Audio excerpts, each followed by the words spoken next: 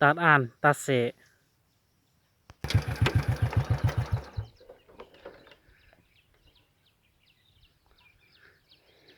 ทางแยกตัวนี้มือสำเนื้อตัวนี้ลงตาดพี่น้อง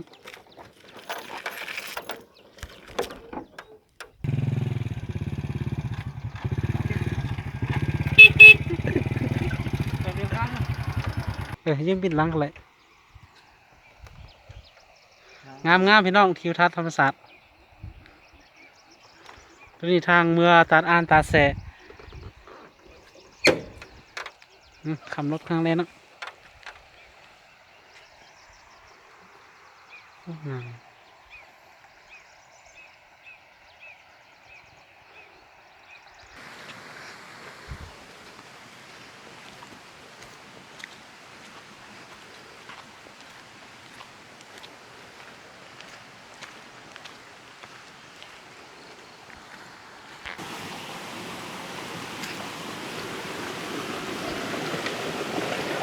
น้ำใสดีพี่น้อง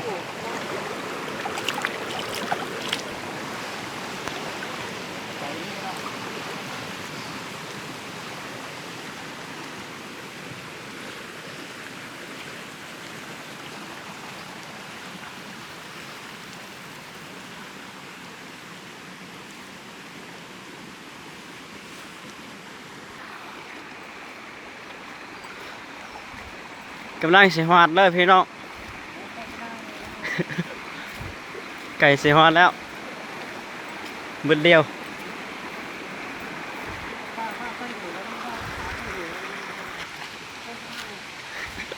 กำลังเก็บหอดแล้วรอหอดแล้วมาไทยหวยมาเที่ยวมาล้อดินแล้วอยู่ลาเนาะฝนตกมากัน2 คน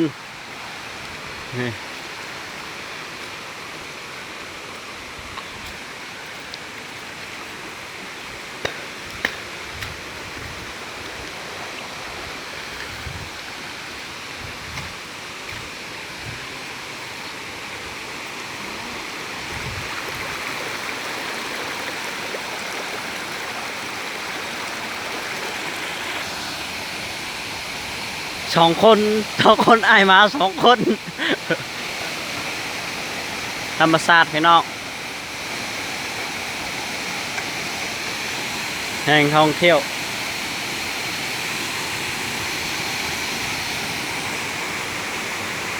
แห่งท่องเที่ยวตาดอ่านตาดแซ่โอ้โปรดไป งามงามพี่น้อง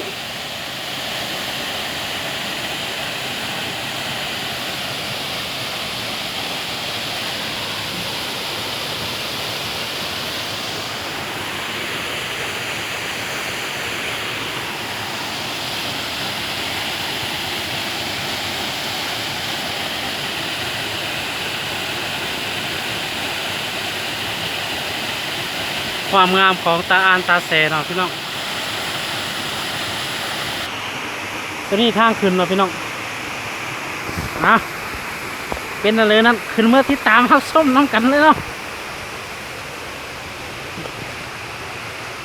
โยเ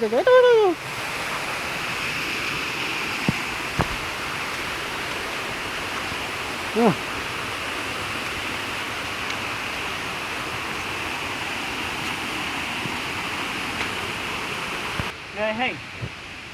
เหนื่อยหลายเนาะเหนื่อยเฮ้งเนาะเหนื่อยจังเนาะเหนื่อยแท้เหนื่อยมากความสูงพี่น้องความสูงปีนฟ้าปีนฟู่ไปเลยแหละ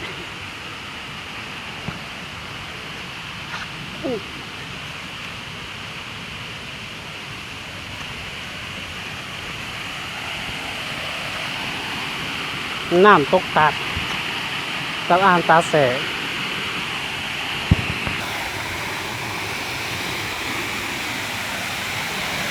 บ่าวไทยหวยพาเที่ยวเลยพี่น้องเลยพานกดไลค์กดแชร์เลยเด้อ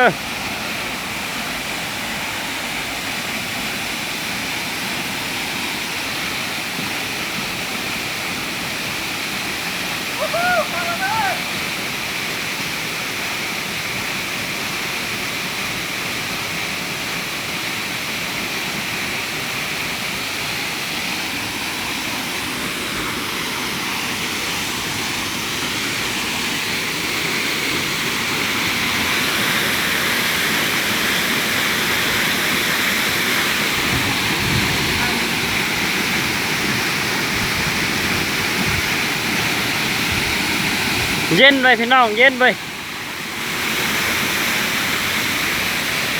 หนาวแห้งจนเรา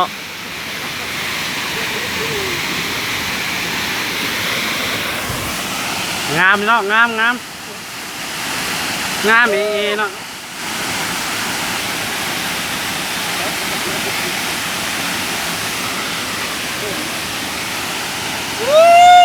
เย็นขี่ข้าไปเบิ้งเนาะพี่น้องความสูงของตาด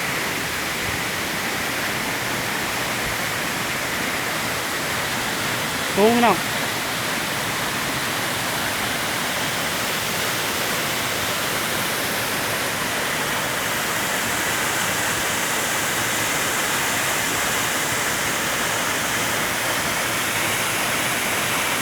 เอาเลาะมือต่อ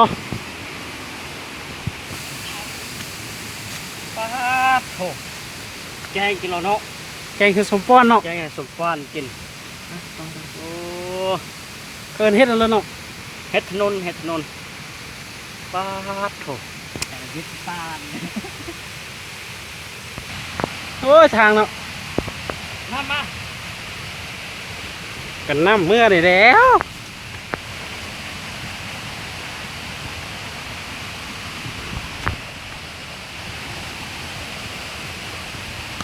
โอ้หลังจากมาหอดเลยโอ้ยเอ้ยเกือบตกพี่น้องโอ้สูงเลย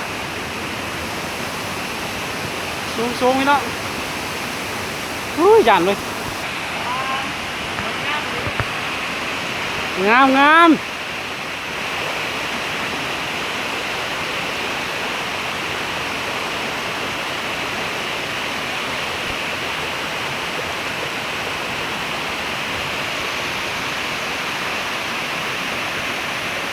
เตะพี่น้อง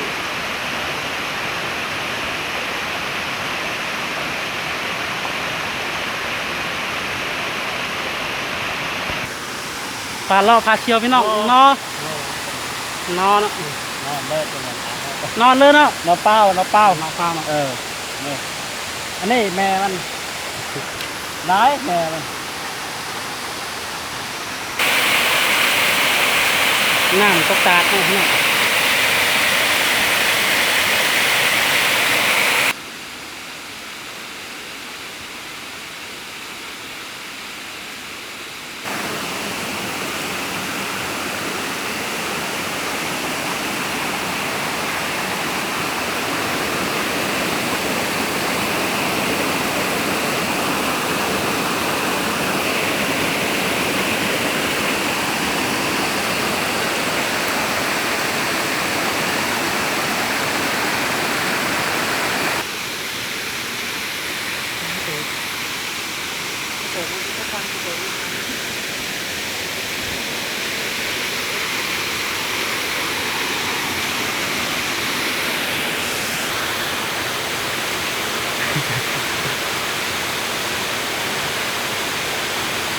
ไหวเลยมืดเลย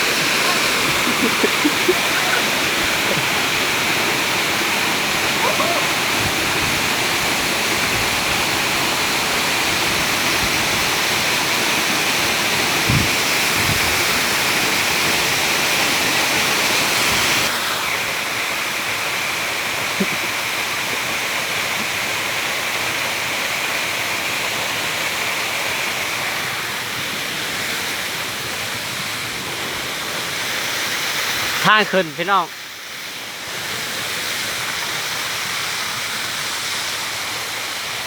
ไหลบกแข็งแห้งบต่อมาเลย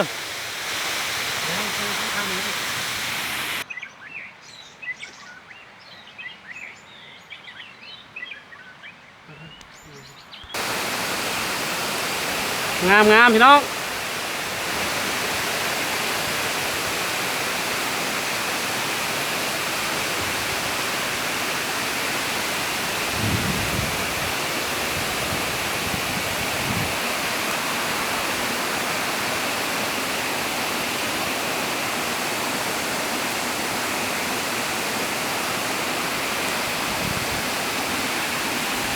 เพื่อนแทนน้องสาว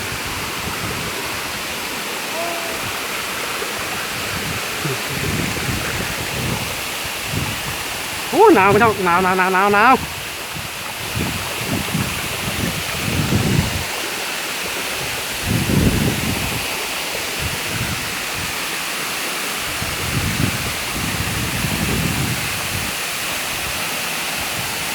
เย็นดีมาก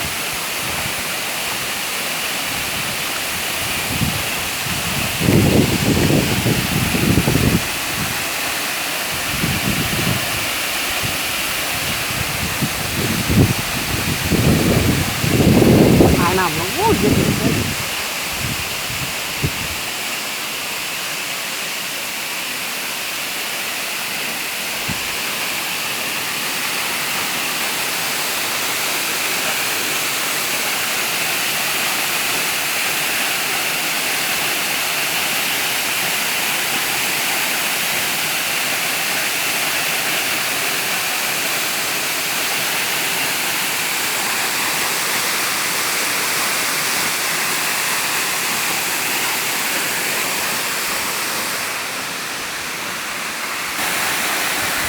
งามงามพี่น้อง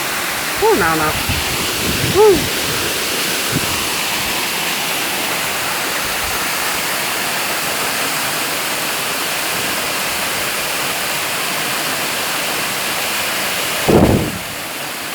ลมแห้งลมแห้ง